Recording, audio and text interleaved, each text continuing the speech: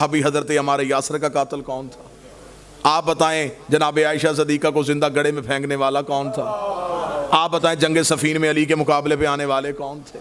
ہم غریب ہیں، تعداد میں تھوڑے ہیں، لیکن ہم نہیں کر سکتے کہ قاتل کو بھی رضی اللہ کہہ دیں، مقتول کو بھی رضی اللہ۔ پھر دوسرا اعتراض، شیعہ نبی کی ازواج کو نہیں مانتے۔ میں اس شیعہ کو شیعہ نہیں سمجھتا۔ اچھی عورت تو فرعون کے گھر بھی ہو، بری عورت جناب حسن کی زوجہ بھی ہو۔ آپ تائید میری کر رہے ہیں یا نہیں کر رہے ہیں؟ اچھی عورت ہو، اگر ہم رشتہ داری کی بنیاد پہ چھوڑتے نا تو سب سے پہلے ہم بی بی ام حبیبہ کا انکار کرتے۔ یہ نبی کی زوجہ ہے اور نبی کی بیویوں میں سے سب سے زیادہ خطرناک رشتہ داری اس کی ہے۔ یہ ابو سفیان کی بیٹی ہے، معاویہ کی بہن ہے، یزید کی پھپھی ہے۔ اگر ہم رشتہ داری کی وجہ سے کسی کو چھوڑتے تو انہیں چھوڑتے، کیونکہ ان کی رشتہ داری ہم ان میں سے کسی کو نہیں مانتے، اسے مانتے۔ اور قبلہ تشریف فرمائے، کوئی لمبی چوڑی کہانی بھی اس بی بی کی تاریخ نے نہیں بتائی، صرف ایک ہی واقعہ بتایا اور ہمیں اس بی بی کے کردار کا پتہ چل گیا۔ جب فتح مکہ کے بعد باپ ملنے کے لیے بیٹی کے گھر آیا تھا تو اس شریف نیت بی بی نے یہ کہہ کے باپ کے نیچے سے نبی کا بستر کھینچ لیا تھا، اور جب بابا یہ پاک ہے تو ناپاک ہے۔ ہمیں تب سے پتا چل گیا کتنی اچھی ہے نبی کی بیوی، اسے پتا ہے نبی کی جگہ پہ باپ کو نہیں بیٹھنے دے رہا، جو نبی کی جگہ پہ۔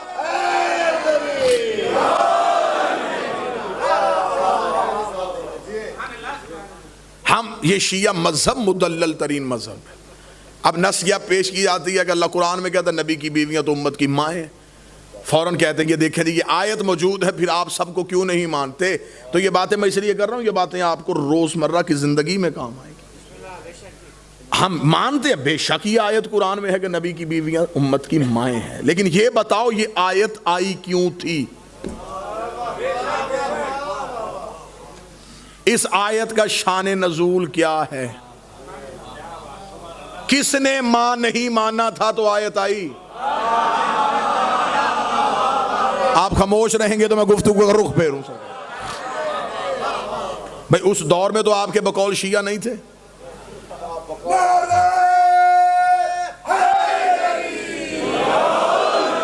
تو یہ آیت اس صدی کی تو نہیں ہے نا، تو یہ تو آیت قرآن کی پہلے آ چکی۔ پھر کن کے لیے خدا نے کہا کہ انہیں کہہ دیجئے کہ یہ مائیں ہیں؟ اگر مسلمان علماء نہ بتائیں تو ہم آپ کو آپ کی کتابیں لے کے آپ کو دکھانے کے لیے تیار ہیں۔ جب نبی کی زندگی میں ایک شخص نے مدینے کے باہر درخت کے نیچے لوگوں کو اکٹھا کر کے مشورہ کیا تھا کہ نبی دنیا سے چلے جائیں گے، نبی کے جانے کے بعد نبی کی بیویاں ہو جائیں گی بیوہ، اور رسول کی شریعت میں بیوہ سے شادی ثواب ہے۔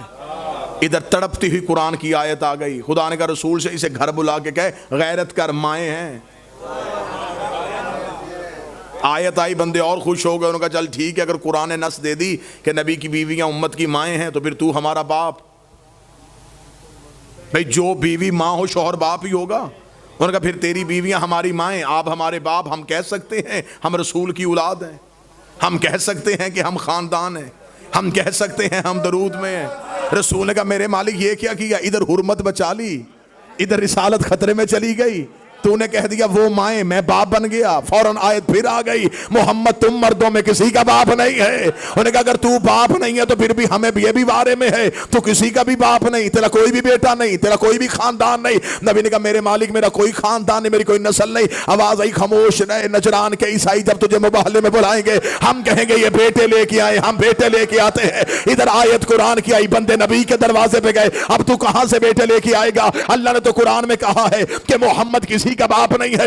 رسول نے صحابہ کا جلوس ساتھ لیا، رسول نے کہا آؤ ہم بتائیں بیٹے کہاں سے ملتے ہیں، بیٹے کہاں سے ملتے ہیں؟ علی کے دروازے پہ دستک دی، حسن کو انگلی میں تھاما، حسین کو گود میں اٹھا کے فرمایا تمہارا باپ نہیں ان کا باپ۔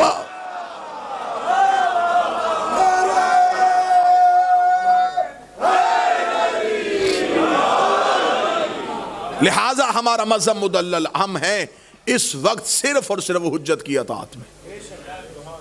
ہم ہر کسی کی عزت کریں گے، اطاعت ہم صرف معصوم کی کریں گے۔ ہمارے مذہب میں مجتہد بھی ہمیں کہے کہ یہ کرنا ہے تو ہم ان سے بھی پوچھتے ہیں کہ کس معصوم نے کہا ہے۔ قطعاً یہ ایسا نہیں ہے، بالکل بکواس ہے کہ ہم علماء کا احترام نہیں کرتے، ہم مراجع کا احترام نہیں کرتے۔ ان کے پاؤں کے نیچے پڑا ہوا مٹی کا ذرہ میرے جسم سے افضل ہے، لیکن ہم ہر اس عالم دین کی عزت کریں گے جو علی کی عزت کرے گا،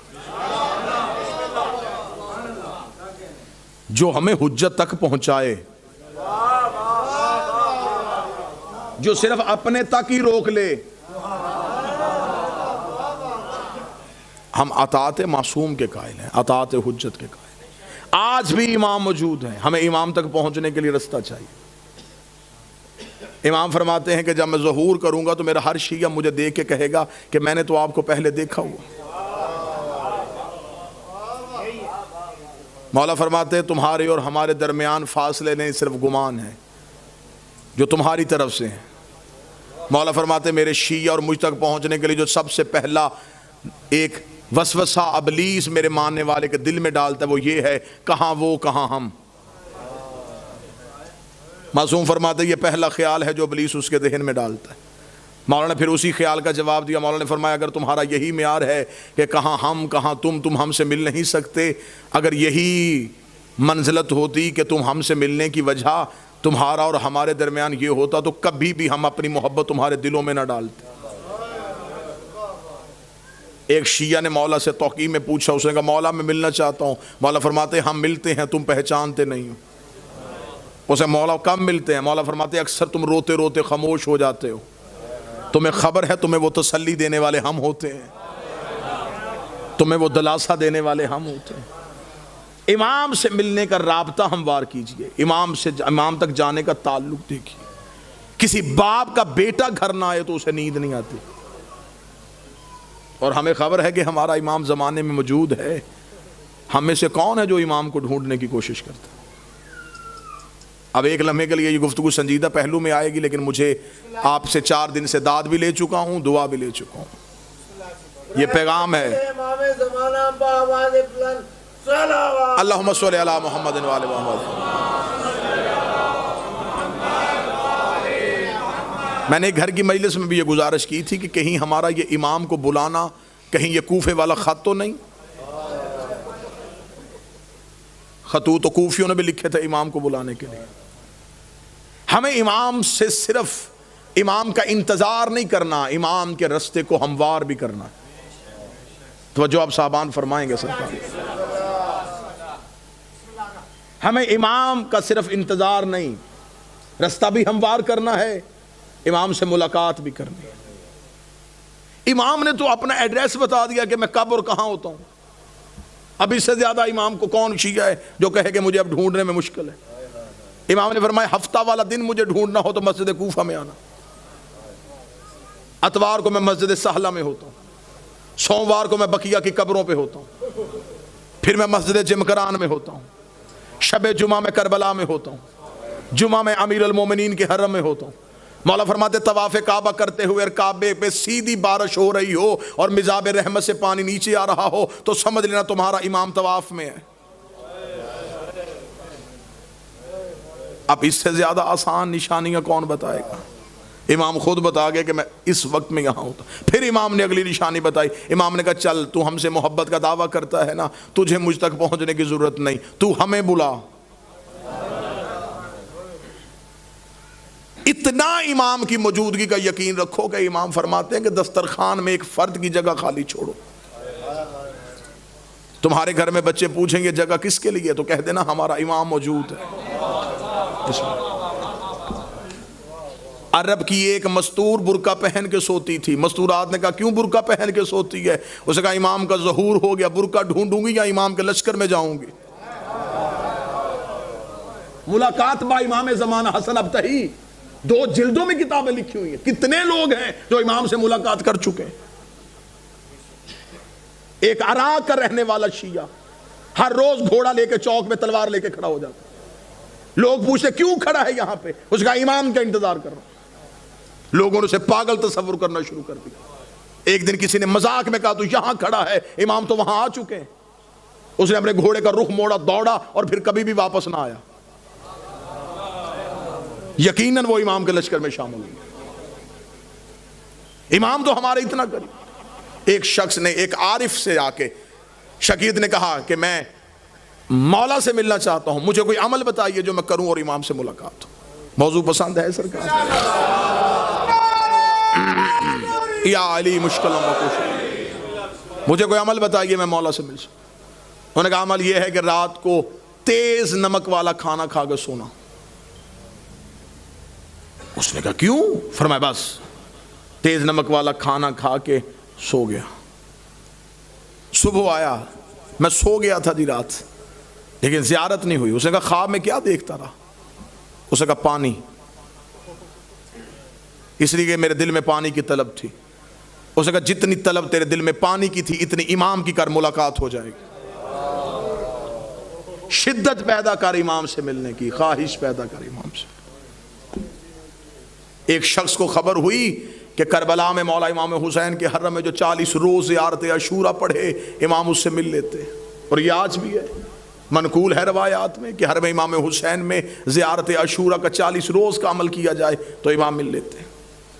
وہ 40 روز زیارت عاشورہ کا عمل کرنے کے لیے چلا گیا. جیسے جیسے دن گزرتے گئے ذہن میں اعتماد ختم ہوتا رہا کہ نہیں, ملاقات نہیں ہو سکتی, میں اس قابل نہیں ہوں, میں گنہگار ہوں, وہ مجھ سے نہیں ملیں گے. بس یہ اعتماد کم ہوتا گیا. دن قریب آنے شروع ہو گئے, ذہن میں آیا گھر واپس چلا جاؤں, بچے اکیلے ہوں گے, کاروبار تباہ ہو رہا ہوگا. گھوڑے پہ بیٹھا اور حدود حرم سے نکلا. جب وہ کربلا سے نکل رہا تو گھوڑا سوار اس کے ساتھ چلا. گھوڑا سوار کی آواز آئی کہاں جا رہا ہے؟ کہنے لگا کوفہ. کس رستے سے جائے گا, خشکی کے یا فرات کے؟ کہنے لگا خشکی کے رستے. گھوڑا سوار کی آواز ہے پھر کوفہ میں ایک میرا کام کرے گا, ایک امانت ہے, وہ کوفہ میں ایک شخص کو دے دینا.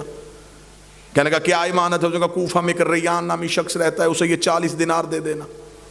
جب تو اس کے دروازے پہ جائے گا, دستک دے گا, صبح کا وقت ہوگا, وہ دروازہ کھولے گا, اس کے بازوؤں پہ خون کے چھینٹے ہوں گے.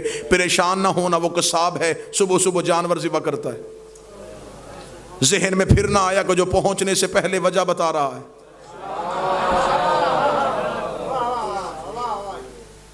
اور یہ مولا سے ملاقات کا عارفین کہتے ہیں کہ سب سے پہلا جو کام ہوتا ہے جب مولا سے ملاقات ہوتی ہے, سب سے پہلے دماغ کی سوچیں وہیں پہ رک جاتی.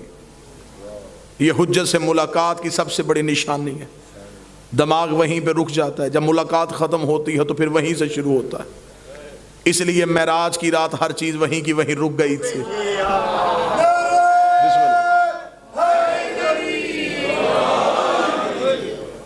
اب جب گھوڑا سوار واپس پلٹا تو اس نے آواز دے کے کہا, اس نے کہا اگر وہ پوچھے یہ کس نے دیے ہیں تو اپنا نام تو بتائیے. گھوڑا سوار کی آواز ہے کہہ دینا بقیہ نے دیے. میرے مالک کا ایک لقب ہے بقیت اللہ. چلا گیا, جا کے کوفہ میں صبح پہنچا, اسی قصاب کے دروازے پہ دستک دی, اندر سے وہی شخص نکلا, بازوؤں پہ خون کے چھینٹے. دیکھیں گے مجھے خبر ہے تو صبح صبح جانور ذبح کر رہا ہے. کہاں سے آیا؟ کہنے لگا کربلا سے آیا ہوں. تو میرے دروازے پہ کیوں آیا ہے؟ میرے پاس تیری ایک امانت ہے, یہ 40 دینار کسی نے کربلا سے دیے, اسے کہا ریان کو دے دینا. آنکھیں کھلی کی کھلی رکھ, رک یہیں پہ. اندر گیا, لباس تبدیل کیا, وضو کر کے باہر آیا. کہنے لگا زحمت ہوئی تجھے میرے دروازے پہ, میں معذرت چاہتا ہوں, تجھے اپنے دروازے پہ روک کے رکھا, میں لباس تبدیل کر چکا ہوں, وضو کر چکا ہوں, تھوڑی دیر کے لیے گھوڑے سے اتر, مجھے وہ آنکھیں چومنے دے جس سے تو نے مولا کو دیکھا ہے, مجھے وہ ہاتھ چومنے دے جس سے تو نے مولا کو ہاتھوں کو ہاتھ لگائے. یہ پریشان ہوگا تھا کون سے مولا؟ اس نے کہا یہ کیا تمہیں صاحب الامر نے نہیں دیے؟ کہنے لگا کون سے صاحب العصر؟ کیا وہ امام زمان تھے؟ اس نے کہا تو وہاں مل کے آیا, تجھے پتہ ہی نہیں؟ مجھے جو جب بھی کوئی مشکل ہوتی ہے میں انہی کو بلاتا ہوں. میں نے تو ابھی رات کو کہا تھا مولا 40 دینار کا قرضہ ہے, مجھے واپس دینا ہے. صبح سے پہلے اس نے واپس بھیج دیا.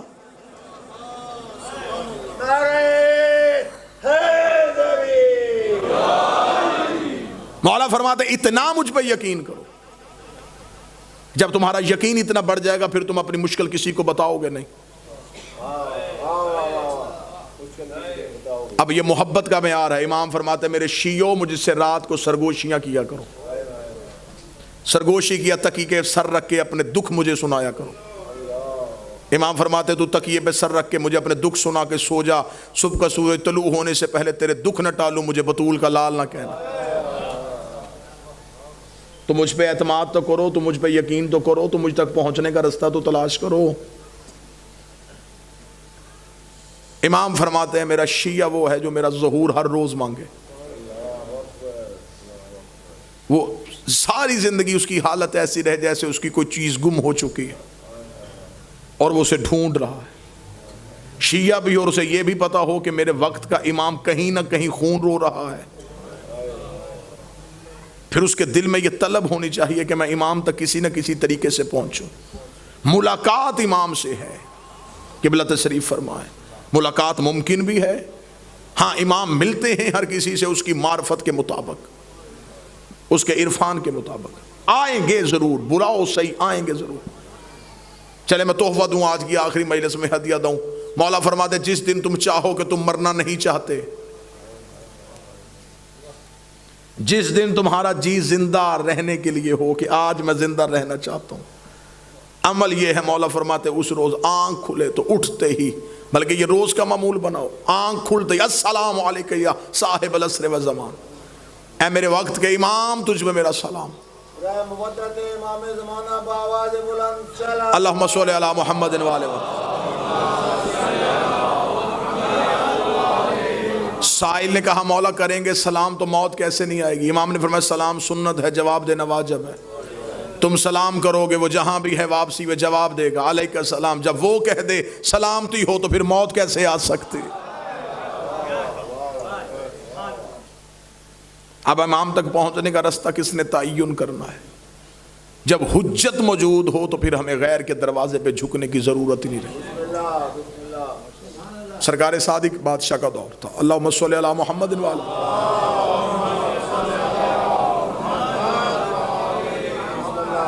ایک شخص نے غصے میں اپنی عورت کو طلاق دے دی، شہر کے علماء سے حل پوچھا، انہوں نے حل بتایا، تسلیم نہ کرنے کے لیے ذہن تیار تھا، اپنے شہر سے نکل گیا اور مدینے پہنچ گیا۔ جب مدینے پہنچا تو اس نے لوگوں سے کہا کہ یہاں پہ رسول کا کون سا بیٹا ہے؟ انہوں نے کہا رسول کا ایک بیٹا ہے، نام ان کا جعفر، لقب ان کا صادق ہے۔ انہوں نے کہا میں ان سے ملنا چاہتا ہوں، اس سے میں نے اس مسئلے کا حل پوچھنا ہے۔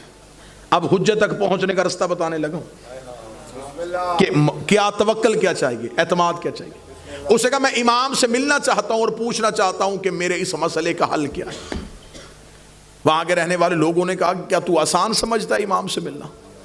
حکومت نے پابندی لگائی ہوئی ہے، امام سے ملاقات کا تصور بھی نہیں، امام کو گھر میں نظر بند کیا ہوا ہے، گلی میں مخبروں نے گھر لیے ہوئے ہیں، فوجیوں کے پہرے ہیں، سپاہیوں کا ہجوم ہے، تو امام تک نہیں پہنچ سکتا، یہیں سے واپس چلا جا۔ اور اگر کوئی دینی مسئلے کے بارے میں جواب لینا ہے تو یہاں پہ بہت سے ایسے لوگ ہیں جو دین کے بارے میں جانتے ہیں۔ اس نے کہا نہیں، جب وارث دین موجود ہے تو پھر میں کیوں کسی کے پاس جاؤں؟ انہوں نے کہا پھر تو ان سے تو نہیں مل سکتا، ان سے تو ملنے پہ پابندی ہے۔ میں واقعہ پڑھتا جاؤں گا اور آپ نے آج کے دور میں اسے دیکھتے چلے جانا یہ کہاں کہاں نشانیاں دے گا۔ اس نے کہا جب امام موجود ہے تو میں کیوں پوچھوں، میں امام تک پہنچوں گا۔ انہوں نے کہا پھر تو امام سے تو نہیں مل سکتا کیونکہ ان سے ملنے پہ پابندی ہے۔ اس نے کہا پابندی بتا رہی ہے کہ یہ سچا ہے، اس لیے کہ جھوٹ پہ کبھی پابندی نہیں ہوتی، پابندی ہمیشہ حق پہ ہوتی، لہٰذا میں امام تک پہنچوں گا، ہر صورت پہنچوں گا۔ اب یہ جب بھی اس گلی میں داخل ہو، فوجی روکیں، سپاہی روکیں، خوف میں آ جائے، ڈر جائے، واپس آ جائے۔ ایک کتاب میں روایت ہے 1 ماہ، ایک میں روایت ہے 3 ماہ تک مدینے کے باہر رہا، ایک سوال کے جواب کے لیے امام کے شہر میں موجود رہا، مسلسل مدینے میں پھرتا رہا، صرف ایک ہی مقصد، امام سے ملاقات ہو جائے، امام سے ملاقات ہو جائے، امام سے ملاقات، اور امام موجود ہیں اور ملاقات نہیں ہو رہی۔ اب تھک گیا، مدینے کے باہر بیٹھا تھا اور یوں شہر کی طرف دیکھ رہا تھا اور اپنے روح کے اندر سے باتیں کر رہا تھا کہ میری کون سی غلطی ہے، موجود بھی ہیں آپ، اور مجھے یہ بھی خبر ہے کہ آپ کو بھی پتا ہے کہ میں آیا ہوں، آپ جانتے بھی ہیں کہ میں آپ کے شہر میں ہوں، پھر آپ مل کیوں نہیں رہے؟ ابھی یہ باتیں کر رہا تھا، یہ قریب سے سبزی فروش گزرا، اس نے سبزی فروش کو روکا، کہاں جا رہا ہے تو؟ اسے کہا مدینہ آبادی میں۔ کیا کرتا ہے؟ اسے کہا سبزی بیچتا ہوں۔ کبھی محلہ بنی ہاشم میں بھی گیا ہے؟ اسے کہا روزانہ جاتا ہوں۔ تجھے کوئی نہیں روکتا؟ اسے کہا مجھے کس نے روکنا ہے، میں سبزی فروش ہوں، میں تو اپنے کاروبار کی غرض سے آتا ہوں۔ وہ جو فوجی اور سپاہی کھڑے وہ تجھے کچھ نہیں کہتے؟ اسے کہا انہیں خبر ہے کہ میرا امام سے کوئی سروکار نہیں۔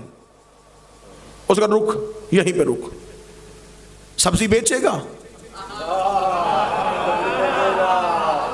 میں لباس بھی خریدنا چاہتا ہوں۔ اپنا لباس اسے دیا، اس کا لباس خود پہنا، سبزی کا ٹوکرا سر پہ رکھا، سبزی فروش بن کے مدینے کی طرف چلا۔ کتنا اچھا تھا مولا کا محب، مولا کی محبت میں سبزی فروش بن گیا، ضمیر فروش نہیں بنا۔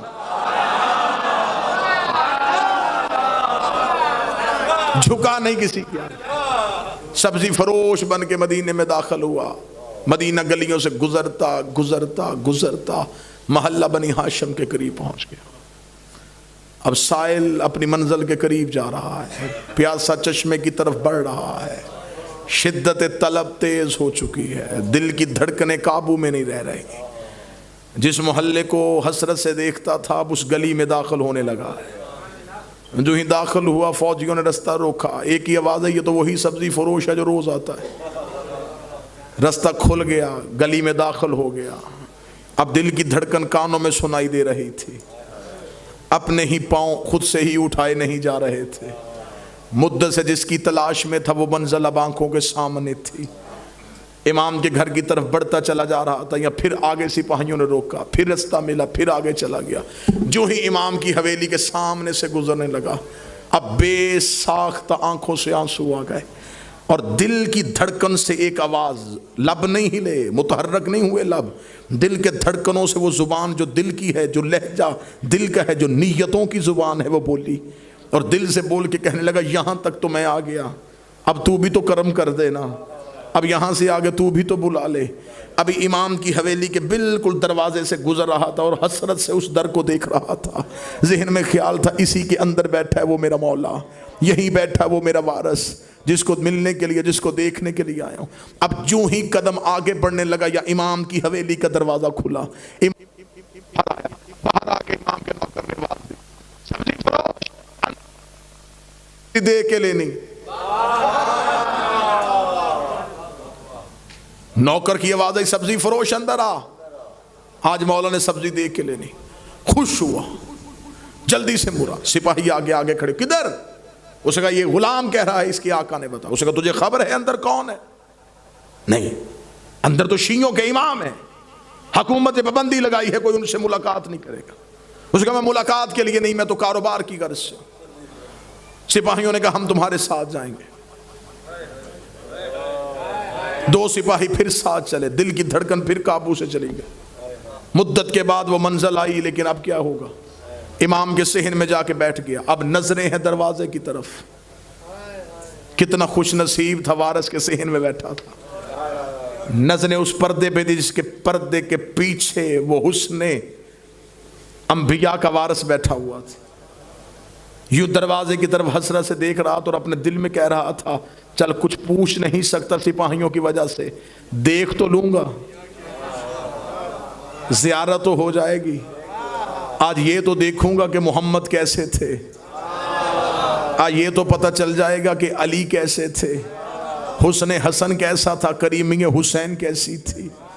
دروازے کی طرف حسرت کی نگاہ سے دیکھ رہا تھا، یا پردہ اٹھا، امام کا پہلا قدم صحن میں آیا، سر پہ رسول والا امامہ، جسم پہ امیر المومنین کی عبا، ماتھے پہ سجدے کا نشان، حسن یوسف کو شرماتے ہوئے امام کے قدم بڑھے۔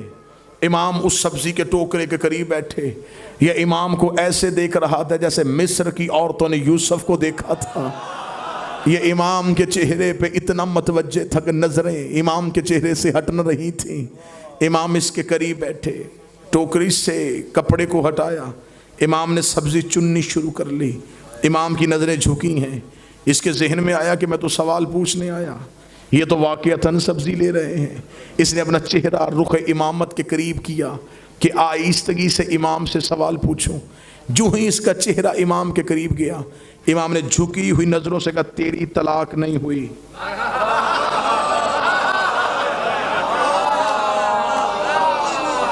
اس نے کہا مولا میں نے سوال پوچھا تو نہیں. فرمایا ہم سوالات کے محتاج نہیں ہوتے.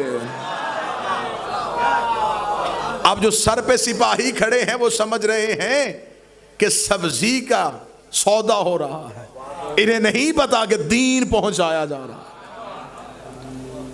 اب کاش وقت ہوتا امام قرآن کی آیات بتاتے, احادیث دیتے. اس نے آہستگی سے کہا, اس نے کہا مولا واپس جاؤں گا, میرے شہر کے لوگ بڑے ظالم ہیں, وہ کہیں گے صرف اتنا پوچھ کے آ گیا کہ نہیں ہوئی, کوئی ایک دلیل تو مجھے دے دیں جو جا کے میں دے سکوں, جا کے جواب بتا سکوں. امام نے کہا انہیں جا کے بتا دینا تو نے طلاق غصے میں دی ہے, غصہ حرام ہوتا ہے اور حرام حالت میں حلال کام نہیں ہو سکتا. آیا ہائے ہائے حرام حالت میں حلال کام نہیں ہو سکتا. اتنے مختصر وقت میں اتنی بہترین دلیل امام نے دلیل اس کے حوالے کی. اب وہ اپنے جذبات پہ قابو نہ رکھ سکا, چیخ مار کے اٹھا, سپاہیوں نے بازوؤں سے تھام کے کہنے لگا مولا اب مجھے کوئی زندگی سے محبت نہیں ہے, اب مجھے موت کا کوئی ڈر نہیں ہے, اب میرے جسم کا لہو تیرے قدموں میں بھی چلا جائے اس سے بڑا اعزاز کوئی نہیں ہے کہ میرے جسم کا لہو تیری محبت میں تیرے قدموں میں آ گیا. یہ کہتے ہوئے سپاہی اسے گھسیٹ کے دروازے کی طرف لے کے جا رہے تھے اور یہ مسلسل امام کا چہرہ دیکھتا جا رہا تھا. اور روتے ہوئے اس نے دروازے پہ جا کے ایک ہی سوال کیا. اس نے کہا ایک سوال کا جواب اتنا دے دیجئے کہ 3 مہینے ہو گئے مجھے مدینے کی گلیوں میں پھرتے ہوئے, روز سوچتا تھا کہ آج گھر چلا جاؤں, آج گھر چلا جاؤں, آج گھر چلا جاؤں, کون سی چیز ہے جو مجھے جانے نہیں دیتی تھی. امام اٹھ کے کھڑے, امام نے کہا ایک دن بھی تیری ماں نے تیری امانت میں خیانت کی ہوتی تو کبھی بھی میرے دروازے پہ آ ہی نہیں سکتا. تیرے حلالی ہونے کی دلیل ہے کہ تو حجت تک پہنچ. اب ہمارا امام تک پہنچنے کا ایک ہی ذریعہ ہے, اپنے توکل کو بلند کیجئے, اپنے اعتماد کو بحال کیجئے, یقین کی منزل پہ آئیے اور یہ یقین رکھیے کہ ہمارے وارث موجود ہیں, ہمارے امام ہمیں دیکھ رہے ہیں. جب یہ یقین آ جائے گا نا کہ امام موجود بھی ہیں, دیکھ بھی رہے ہیں, پھر گناہ کون کرے گا. جو بیٹا باپ کے سامنے سگریٹ نہیں پیتا, جب اسے یہ ذہن میں ہو کہ میرا امام موجود ہے, پھر وہ غلطی کیسے کرے گا. لیکن ہم نے اپنے اندر سے وہ یقین ختم کر لیا ہے. ہم سمجھتے ہیں کہ امام ہے, بس آ جائیں گے, آ کے ہمارا بھی انتقام لیں گے, اپنا بھی انتقام لیں گے. نہیں, امام کو ایسے نوکر نہیں چاہیے. امام کو ایسے چاہیے جو آج بھی امام کے عشق میں ویسے کھڑے ہوں جیسے امام کے قیام پہ کھڑے ہونا ہے. ہم ظہور کے بالکل قریب ہیں, اور یہ جو آج چھوٹے چھوٹے مسئلے مسائل, یہ مسئلہ وہ مسئلہ, یہ مسئلہ وہ مسئلہ, یہ مسئلے نہیں ہیں, یہ امام کا چھان باریک ہو رہا ہے.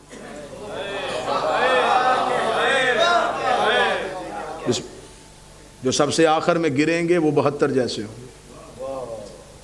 مولا نے فرمایا ہمارے ظہور کے, میرے آخری بیٹے کے ظہور کے وقت سب سے مشکل چیز ہمارے شیعوں کے لیے ہوگی اپنے عقیدے کا تحفظ کرنا. مال چوری ہونے سے بچایا جا سکتا ہے, اور عقیدہ چوری ہونے کا خطرہ اس لیے بھی زیادہ ہو جاتا ہے جب چوکیدار ہی چوروں سے مل جائیں. عقائد حقہ کا تحفظ کرنا. ہم حجت کے قریب جا رہے ہیں. مولا فرماتے جب میرے شیعوں کے روزانہ کے اعمال میرے سامنے آتے ہیں تو آپ یہ جملہ سمجھیے گا, اور اس کے بعد پھر گناہ کرتے ہوئے ایک بات ذہن میں, یہ میری روایت کو ضرور آنے دیجیے. امام فرماتے جب میرے شیعہ کا گناہ میرے سامنے آتا ہے تو امام فرماتے اس ایک گناہ کو دھونے کے لیے مجھے اپنے آنکھوں کے آنسو لہو والے استعمال کرنے. مولا اپنے آنسوؤں سے اس شیعہ کے اس گناہ کو دھوتے, دھو کے کہتے ہیں میرے اللہ یہ مجھ سے محبت کرتا تھا, بے خبری میں گناہ کر گیا. اس لیے مولا نے فرمایا میرے شیعوں ہمارے لیے شہرت کا باعث بننا, میری آنکھ میں آنسو کا باعث نہ بننا. کوشش کی میں نے, پاکستان سے مالک کی حاضریاں بھی تھیں, فرصت بھی نکالی, آپ کے چہروں کی زیارت بھی ہو گئی. مجھ سے ممبر سے کوئی کمی رہ گئی ہو, کوئی کوتاہی ہو گئی ہو, میں ممبر پہ معذرت خواہ ہوں. زندہ رہوں, دوبارہ آ سکوں یا نہ آ سکوں، عقیدے کی حفاظت کرنا اور امام کے ظہور تک اپنے آپ کو ایسے تیار کر لینا۔ بہت رو چکا ہے پردے میں محمد کا بیٹا، صرف سجاد 40 سال لہو روئے اور یہ مسلسل رو رہا ہے، اور رو کے اتنا کہہ رہا دے مجھے اذن ظہور، میں زمانے سے جا کے پوچھوں میری دادیوں کا قصور کیا تھا۔ ایک بازار میں کھڑی رہی، ایک دربار میں کھڑی۔ آج مستورات میں ہے حسین کی اس بیٹی کا جنازہ جو مدینے میں اکبر کے انتظار میں بیٹھی رہی۔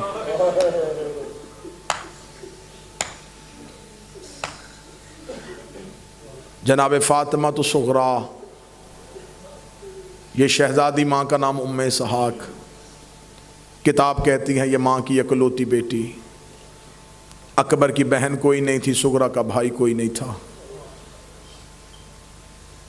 بچپن میں دونوں میں محبت ایسے کہ نہ صغرا اکبر کے بغیر رہے نہ اکبر صغرا کے بغیر۔ بچپن میں تھی جناب صغرا جب ماں کی رحلت ہو گئی، ماں دنیا سے چلی گئی، یتیمہ ہو گئی بچپن میں، چند ماہ شہزادی کی عمر تھی۔ یا مولا حسین کے گھر میں جناب ام رباب نوکری کے لیے حاضر ہوئی، جب آئی ہیں تو بی بی رباب نے رو کے مولا حسین سے کہا مولا میں نے اس گھر کی نوکری کرنی ہے، مولا میں کنیز بن کے آئی ہوں۔ مولا حسین نے جہاں پہ جناب صغرا لیٹی تھی ہاتھوں میں اٹھا کے رباب کی گود میں لا کے صغرا کو رکھا، فرمایا رباب ماں بن کے اسے پالنا۔ جناب رباب نے حسین کی بیٹی کو اپنی بیٹیوں سے بڑھ کے پالنا شروع کر دیا، اور جب بی بی رباب کے ہاں جناب سکینہ آئی ہیں گود میں، تو کتابیں کہتی ہیں اب ایک گود میں 2 شہزادیاں پل رہی تھیں، جناب سکینہ بھی جناب صغرا بھی۔ ایک دن مولا حسین مسجد سے باہر آئے تو بی بی سکینہ جناب رباب کی گود میں بیٹھی ہیں، اور بی بی صغرا جو ہیں وہ دروازے میں بیٹھی ہوئی تھی۔ مولا حسین آئے تو جناب صغرا بچپن میں بابے کے ساتھ لپٹ کے روئی، رو کے کہتی ہیں بابا آج اجازت مانگنا چاہتی ہوں، آج کے بعد میں آپ کے سینے پہ سو جایا کروں۔ حسین نے کہا کیوں صغرا، تو ماں رباب کے پہلو میں نہیں سوتی؟ رو کہتی بابا میں یتیمہ ہوں، اب اس کی اپنی بیٹی سکینہ ہے، میں نہیں چاہتی کہ میری وجہ سے ماں کی محبت میں کوئی فرق آئے۔ کتابیں کہتی ہیں کہ حسین نے بیٹی کو سینے سے لگا کے وہاں جہاں رباب بیٹھی تھی رو کے کہنے کہ رباب کیا کہا ہے تو نے میری صغرا کو؟ آج میری صغرا کی آنکھوں میں آنسو آ گئے۔ تڑپ کے بی بی صغرا نے جناب سکینہ کو حسین کے ہاتھوں پہ رکھا، رو کے کہنے لگی مولا میں نے تو نوکری کی ہے، مولا آج کے بعد سکینہ آپ کے سینے میں سوئے گی، صغرا میرے پہلو میں سوئے۔ ماں بن کے بی بی رباب نے پالنا شروع کر دیا۔ 28 کا جب قافلہ تیار ہو رہا ہے، یہ شہزادی دروازے پہ بیٹھی ہے، جو بھی مستور محمل کی طرف جاتی ہے وہ آگے صغرا کے سر پہ ہاتھ رکھ دیا، اچھا صغرا اللہ کے حوالے، اچھا صغرا اللہ کے حوالے۔ سب سے آخر میں آئی اصغر کی ماں بی بی رباب، گود میں اصغر تھا، بی بی نے اپنے گھر کی چابی جناب صغرا کے ہاتھ پہ رکھی، چہرہ موڑا ہوا تھا۔ جناب صغرا نے ماں کی کلائی پہ ہاتھ رکھا، کوئی اور ملے نہ ملے تو مل کے جا، تو نے تو مجھے ماں بن کے پالا ہے۔ جناب رباب وہیں پہ بیٹھی اور بی بی صغرا کو سینے سے لگایا، رو کے کہتی میں نے بڑی منت کی ہے مولا حسین کی، لیکن مسئلہ امامت ہے، صغرا وہ نہیں لے کے جانا چاہ رہے۔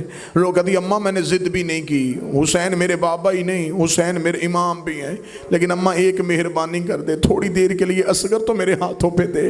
اصغر ہاتھوں پہ آیا، شہزادی نے بھائی کے چھوٹے چھوٹے ہاتھ چومے، رو کے کہتے ہیں اصغر بھائی تو بہنوں کو چھوڑ کے نہیں جاتے، اصغر تو میرے پاس رہے، میں تجھے جوان کروں گی، تو جب جوان ہو کے میرے صحن میں چلے گا، تجھے چلتا دیکھ کے میں کبھی اکبر کو یاد کروں گی، گی، کبھی قاسم کو یاد کروں گی۔ اصغر نے دونوں ہاتھوں سے بہن کی کلائیوں کو تھام لیا۔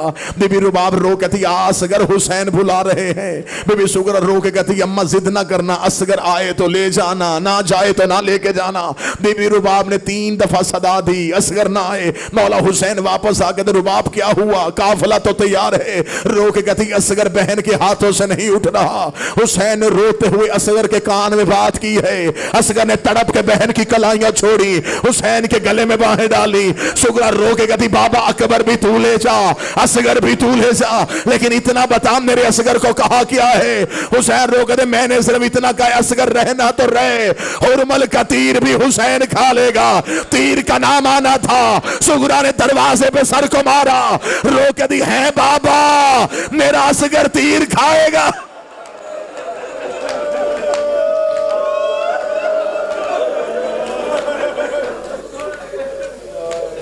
اکبر آئے ودا کرنے،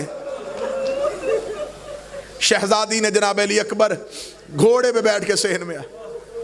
بی بی نے ریت اکٹھی کر کے روکے گا اکبر اپنا پاؤں ریت پہ لگا، تیرے قدموں کے نشانوں پہ منہ رکھ کے زندگی گزارو۔ مدینے کا رہنے والا عبداللہ روایت کرتا، اس نے کہا 10 محرم کی رات عراق کی طرف سے ایسی خوفناک آندھی آئی، اس نے کہا 10 محرم کی رات مدینے کے لوگ اپنے گھروں میں سہم گئے کہ قیامت آ گئی ہے۔ آسمان سے خون کی سرخی آ رہی تھی، اتنی تیز بارش، اتنی تیز آندھی اور طوفان، اور یہ قدرت کا انتظام ہے۔ جب امام قتل ہوتا ہے تو کائنات میں تبدیلی آتی ہے۔ آسمان کے صحیفے پہ سرخی آ گئی، تیز آندھی، تیز طوفان۔ عبداللہ مدینے کا رہنے والا روایت کرتا اتنا تیز طوفان تھا کہ دروازہ دروازے سے لگ رہا تھا، ایسا شور تھا کہ ہر کوئی اپنے گھر میں سہم کے بیٹھ گیا، ایسے لگتا تھا قیامت آ گئی ہے۔ عبداللہ کہتا اتنی تیز بارش تھی، مدینے کی گلیاں خالی تھی۔ عبداللہ کہتا میں نے جلدی سے مصلی بچھایا، میں نے 2 رکعت نماز استغفار پڑھی، میرے اللہ قیامت تو نہیں آنے والی۔ عبداللہ کہتا بھی میں مصلی پہ کھڑا تھا، میرے کانوں میں کسی بچی کے رونے کی آواز آئی، کوئی آواز دے کہتی بابا میں غریب ہو گئی، بابا میں غریب ہو گئی۔ عبداللہ کہتا میں نے جلدی سے مصلی چھوڑا، میں نے اپنی زوجہ سے کہا دروازہ کھول، کسی کی بچی گھر سے باہر آئی ہے اور طوفان کی وجہ سے اسے رستہ نہیں مل رہا، اسے تھوڑی دیر کے لیے اپنے گھر بلا لے، جب طوفان تھم جائے گا اسے چھوڑ کے آئیں گے۔ عبداللہ کی زوجہ نے دروازہ کھولا، دیکھا ایک بچی ہے جو مدینے کی گلیوں میں کبھی اس دیوار سے کبھی اس دیوار سے۔ عبداللہ کی زوجہ نے کہا بچی تو رستہ بھول گئی ہے تو ہمارے گھر آ جا۔ آواز آتی دروازہ بند کر، میں رستہ نہیں بھولی، میں حسین کی بیٹی سغرا ہوں، حسین کی بیٹی کا نام آنا تھا۔ عبداللہ کہتا مجھ سے مصلی چھوٹ گیا، میں نے آواز دے کر شہزادی اپنی حویلی سے باہر کیوں آئی؟ آپ تو کبھی حویلی سے باہر آئی نہیں۔ رو کہتی عبداللہ نہ روز قبر محمد پہ جاتی تھی، نہ منتوں کے چراغ جلاتی تھی، میرا اکبر واپس آئے، آج میں گئی قبر محمد پھٹ گئی، آواز آئی سغرا چراغ نہ جلا، جس کا رستہ دیکھ رہی ہے اس اکبر کو برسی لگ گئی، اکبر گھوڑے سے گر گیا۔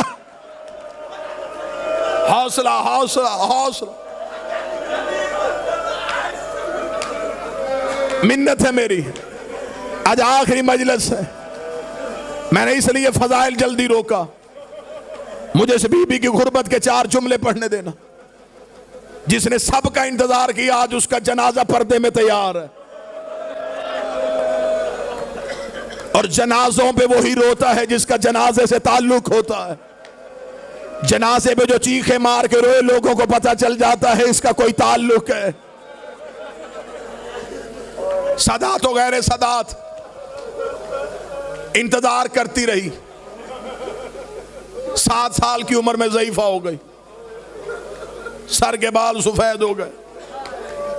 ادھر مولا سید الساجدین واپس مدینے آئے، بہار کی 4تھی جلد میں علامہ محمد السی نے شہزادی کا وہ نوحہ لکھا ہے۔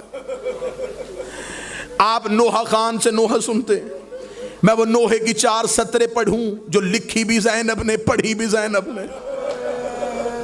اکثر لوگ ممبر سے کہہ دیتے کہ شہزادی نے آ کے پوچھا سجاد یہ کون سا شہر ہے؟ نہیں، عالمہ غیر معلمہ ہے، جانتی تھی مدینہ ہے۔ ہاں کتاب میں یہ جملہ بی بی نے رو کے کہا سجاد یہ مدینہ ہے، اماں مدینہ ہے۔ بی بی رو کے کہا آج میں نے پہلی بار باہر سے دیکھا ہے، میں مدینے کی بیرونی دیواروں سے واقف ہی نہیں تھی.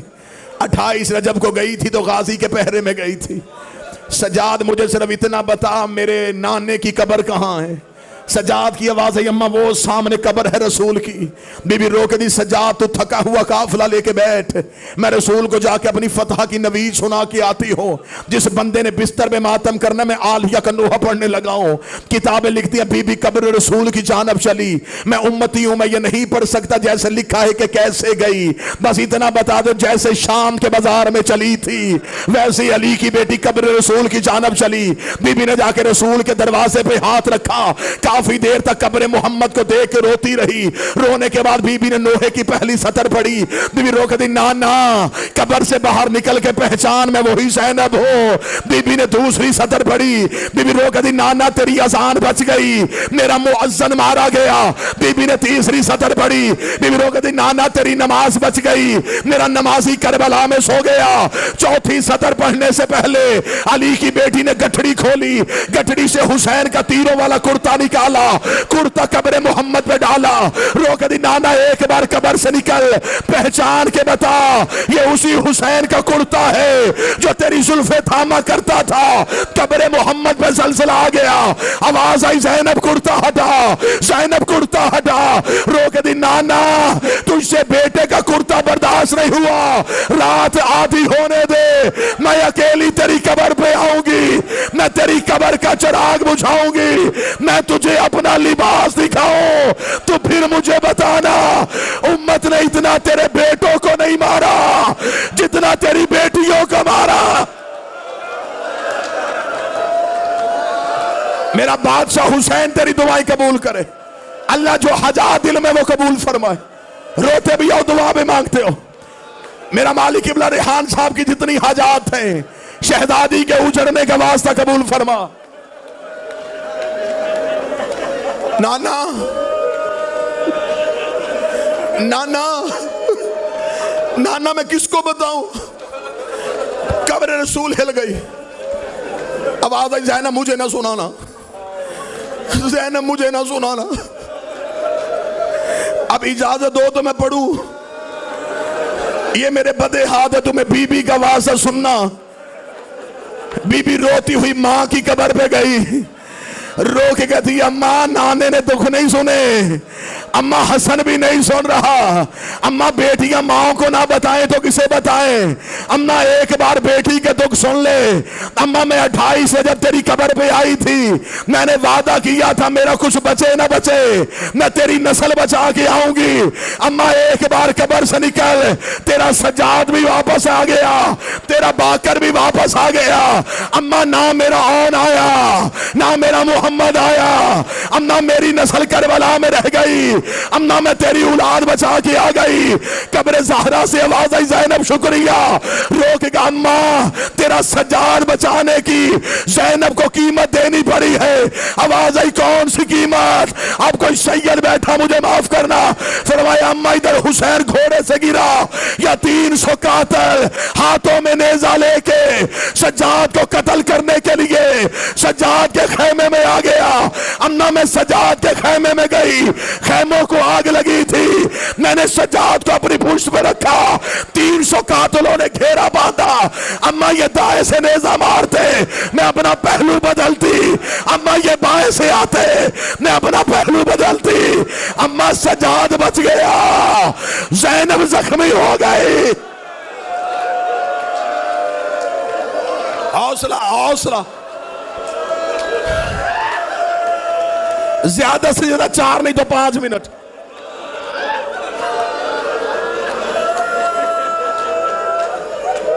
میرا اللہ تیرا اور میرا شمار رونے اور رلانے والوں میں کرے. دکھ بی بی سغرا کا آخری پڑھوں. بیٹھ گئے سید الساجدین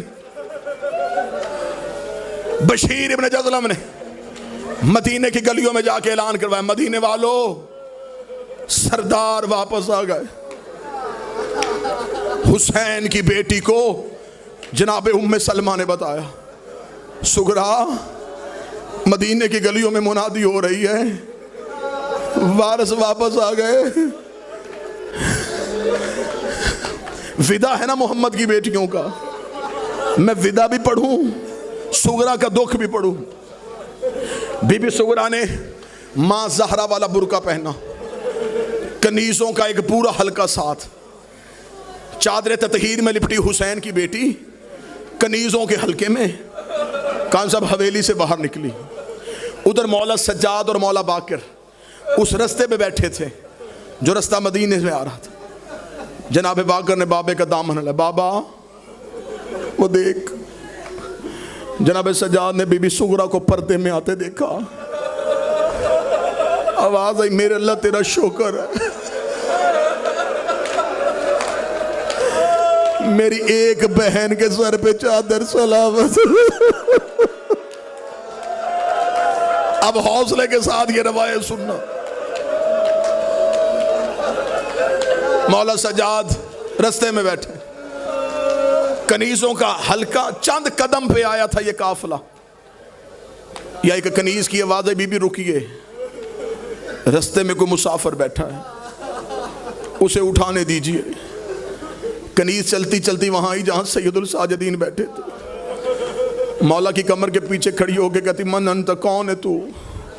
मौला सज्जाद की धीमे लहजे में आवाज़ आई, अना गरीबुल वतन, मैं एक मुसाफिर हूँ।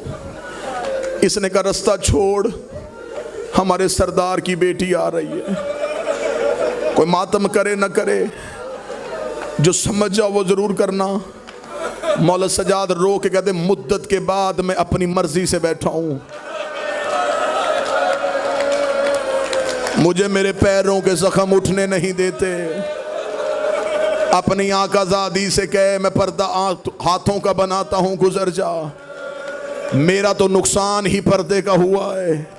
सज्जाद रो के कहते, मैं हाथों से चेहरा छुपाऊं तो उसे गुजार दे। कनीज़ दे कदी, कैसे गुजारूं, तुझे नहीं पता वो अब्बास की भतीजी है। अब्बास का नाम आना सज्जाद के जख्मी हाथ जमीन पे आए। आवाज आई, उठ बाकर, अब इसने जिसका नाम ले लिया, अब मुझ पे एहतरामन खड़े होना वाजिब हो गया। इधर कनीज खड़ी थी, या बीबी सुगरा की आवाज आई, बैठा रहने दे, इसका लहजा मेरे सजाद से मिलता है। ये बोला, मुझे मेरा सजाद याद आ गया। अब कोई मातमी हो जुमला माफ करे। इधर से हुसैन की बेटी सजाद की पुश के करीब से चली, 7वें कदम पे गई थी बीबी सुगरा। या बीबी की आवाज आई, मुझे मेरे सजाद की खुशबू आ रही है। जनाबे बाकर की आवाज आई, बाबा मुझे इजाजत दे, मैं फुफी को जाके बताऊं जिससे पर्दा करके आ गई वो मुसाफिर नहीं, तेरा सजाद है। इधर जनाबे बाकर चले, जनाबे सुगरा के बुरके में हाथ डाला। बीबी ने तड़प के देखा, देख यदि बच्चे किसी चीज की जरूरत हो थोड़ी देर बाद मेरे दरवाजे पे आ जाना, अभी तो मैं अपने वारिसों को वापस लेने आई हूं। जनाबे बाकर की आवाज आई, फुफी पहचान। रो के गल की, मुझे फुफी कहने वाला तू कोई सज्जाद का बाकर है? आवाज आई, मैं बाकर हूं। रोक दी, अगर तू बाकर है बता बाबा कहां है? फरमाया, जिससे पर्दा करके आ गई वही तो तेरा सज्जाद है। किताबें कह दी, जनाबे सुगरा वापस आई, मौला सज्जाद के गले में बाहें डाली। रोक दी, मैं नहीं पूछती अकबर आए या नहीं आए, हुसैन आए या नहीं आए, मुझे सिर्फ इतना बताइए, जवान भेजा था, कमर क्यों झुक गई, सर के बाल सफेद क्यों हो गए? सज्जाद की आवाज आई, सुगरा मुझे शाम की गलियां खा गई, मुझे बदमाशों के मच में जब शाम के शहर में कमीने कह रहे थे इनमें ज़ैनब कौन है, सज्जाद के सर के बाल मातम हुसैन।